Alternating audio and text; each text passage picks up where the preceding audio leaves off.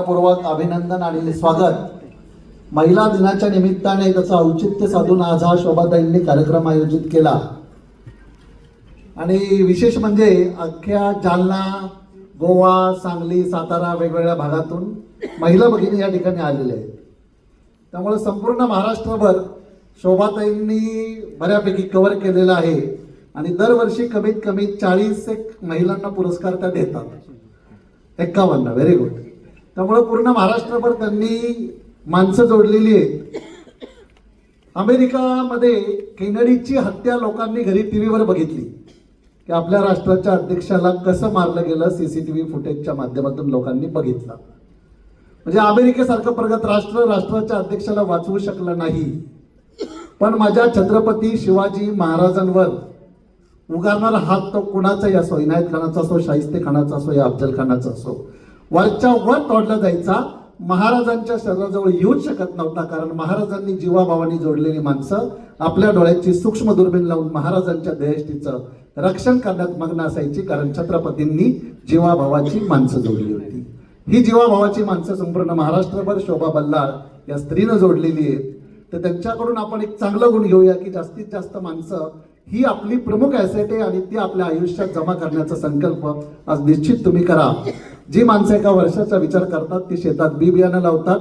जी 10 वर्षाचा विचार करतात ती झाडं लावतात. जी आयुष्याचा विचार करतात ती माणसं जोडतात. त्यामुळे जाताना जास्तीत जास्त चांगल्या माणसांची ॲसेट आयुष्यामध्ये गोळा करण्याचा संकल्प करून इथून जा. आज या ठिकाणी तुमचा कौतुक समारंभ आयोजित केलेला आहे. कौतुक करण्यासाठी मोठं मन असावं लागतं, ते या ठिकाणी आहे. अजूनही मजबूत आहे माझ्या पाठीचा कणा, गुरुजी माझ्या पाठीवर हात ठेवून फक्त लढ म्हणा, फक्त लढ म्हणा. या कवितेची आज मुद्दाम आठवण झाली. कौतुक ही माणसाची आंतरिक भूक असते.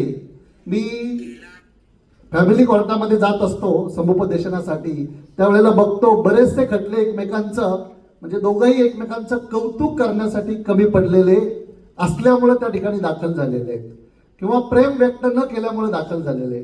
त्यामुळे इथं पुरुष मंडळी बसलेली आहेत. आपल्या बायकोचं, भाजीचं, तिचं कौतुक अवश्य करा. आज गेल्यानंतर सांगा स्वयंपाक चांगला झालेला आहे, तू चांगली दिसतेस वगैरे वगैरे वगैरे. या कार्यक्रमातून काहीतरी शिकून जायचंय.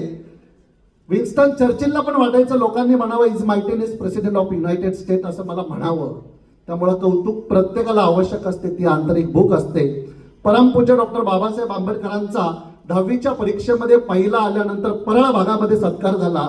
किळुस्कर गुरुजींनी त्यांच्या पाठीवर शाबासकीची थाप टाकली. बाबासाहेब आंबेडकर म्हणाले ही शाबासकीची थाप मला संविधान लिहिण्यासाठी मोटिवेशन, प्रेरणा देणारी ठरली. आज कोणी कोणाचं कौतुक करायला तयार नाही. आजच्या कलियुगामध्ये माझी गाडी, माझी माडी, माझ्याच बायकोची गोलगोल साडी याच्यामध्ये समाज अडकत चाललेला आहे. चांगलं काम समजा. आणि नेहरकर माझा मित्र आहे, त्याला बालगंधर्व पुरस्कार मिळाला तर कौतुक करायला कोण पुढे येणार नाही. कोण सांगणार नाही अरे तुला बाळूला बालगंधर्व पुरस्कार मिळाला, तुला कळलं का, तुला कळलं का. पण बाळूनी काहीतरी गडबड चुकीचं काम करू द्या की सगळीकडे रिक्षा फिरणार आपल्या कॉलेजच्या भाषेत. ते तुला कळलं का बाळूनी काय केलंय, तुला कळलं का बाळूनी काय केलंय. त्यामुळे ना निंदा करायला माणसं पुढे येतात. एक आदमीने कोयल से कहा ये कोयल तू काली न होती तो कितना अच्छा होता. वो आदमी ने गुलाब से कहा ये गुलाब तुझ में कांटे न होते तो कितना अच्छा होता. वो आदमी ने समंदर से कहा ये समंदर तुझ में खरापन न होता तो कितना अच्छा होता.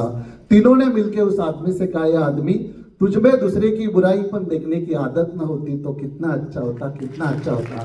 आणि शोभा बल्लाळ सारख्या महिला या पुणे जिल्ह्यामध्ये, महाराष्ट्रामध्ये चांगली लोक निवडत आहेत, ही अत्यंत आनंदाची गोष्ट आहे.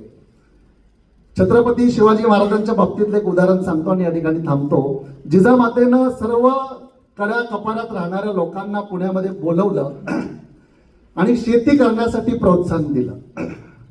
मस्त पिकं वर आली, पण रात्री अपरात्री जंगली श्वापद येऊन पिकांचं नुकसान करत होती. त्यावेळेला जिजामातेनं अनाऊन्स केलं की जे कोणी या जंगली श्वापदांचा बंदोबस्त करतील त्याला मी सोन्याचं कडं भेट देईल. रात्री अपरात्री तरणी बांड पोरं बाहेर निघाली. जिजाबाईनं हेरलं की छत्रपतींना पुढं कामाला कुठली पोरं येणार आहेत. रात्री 1चा सुमार एक तरणा बांड पोरगा एकदम जबरदस्त शरीरयष्टी असलेला आपल्या खांद्यावर रानगाव घेऊन आला होता. त्याच्याबरोबर अनेक मुलं होती. घामाघूम झालेला मुलगा रात्री 1 वाजता लाल मला समोर म्हणाला, मासाहेबांना बोलवा, मासाहेबांना बोलवा. रखवालदार म्हणला, आता कुठं आला, 1 वाजले, आता मासाहेब झोपले, आता कशाला आले, काय आणले तुझे? हा गलका ऐकून मासाहेब बाहेर आल्या. ते म्हणाले, काय रे पोरा, काय झालं, काय झालं, अरे काय करताय तुम्ही? मासाहेबांना बघताच त्यांनी मासाहेबांना बघितलं, तो रानगाव असं खांद्यावर उचलला आणि तो खाली त्याने आपटला आणि तो मासाहेबांना म्हणाला, मासाहेब तुम्ही म्हणले ना हा जंगली श्वापद आपल्या शेतकऱ्यांच्या पिकांचं नुकसान करते, मासाहेब हे बघा हा रानगावा, मी याला पकडला, उचलला, आपटला आणि माझ्या दृष्टीनं त्यांनी झेप घेतली, त्यांनी मला धडक मारली, मी परत उचलला, पाय उचलले, आपटला, त्याच्या मुंडक्यावर पाय दिला, परत धडक मारली, उचलला, आपटला, मासाहेब तोंडावर पाय दिला, मुंडक्यावर पाय दिला आणि मरेपर्यंत सोडला नाही, फेस आल्यावर त्याला सोडला. मासाहेब हा रानगाव आपल्या शेतकऱ्यांच्या पिकांचं नुकसान करतो. मासाहेबांनी बघितलं, पण मासाहेब त्याला म्हटल्या की अरे एवढ्या रात्री का आला, तुला असं वाटलं का सकाळी आल्यानंतर मासाहेब सोन्याचं कडं भेट देणार नाही? त्यावेळेला हे वाक्य ऐकताच तो तरणभांड मुलगा म्हणाला, मासाहेब कडं घेण्यासाठी नाही आलो मासाहेब, मासाहेब कडं सोन्याचं कडं म्हणून नाही आलो मासाहेब. ज्या वेळेला या रानगावाला मी उचलला, आपटला, त्याने मला धडक मारली, मी परत उचलला, आपटला, त्याला खलास केला, आपटू मारला, त्यावेळेला माझ्या मनात एकच विचार आला, आत्ताच्या आत्ता जायचं आणि मासाहेबांच्या कौतुकाची थाप पाठीवर घ्यायची. तुमच्या कौतुकाची थाप घेण्यासाठी आलो मासाहेब, फक्त मला शाबासकी द्या. मासाहेबांनी त्याला जवळ घेतलं, आपल्या कवेत घेतलं, डोक्यावर हात फिरवला. नाव काय रे पोरा तुझा? ताना नरार पालुसरे उमरड गावचा मी मासाहेब.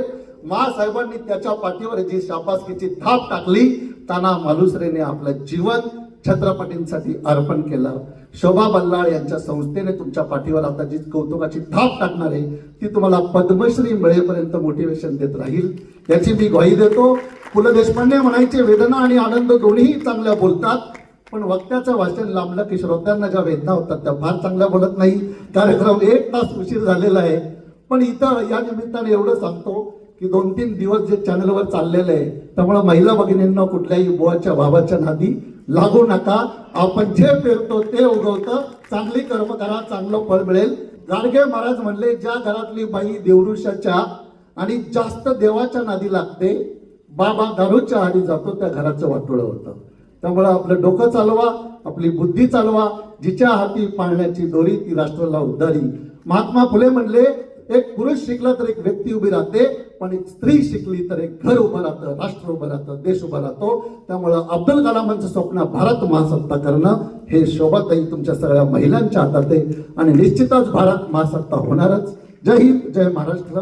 पुढचा एक कार्यक्रम असल्यामुळे मी रजा घेतो. धन्यवाद, धन्यवाद, धन्यवाद.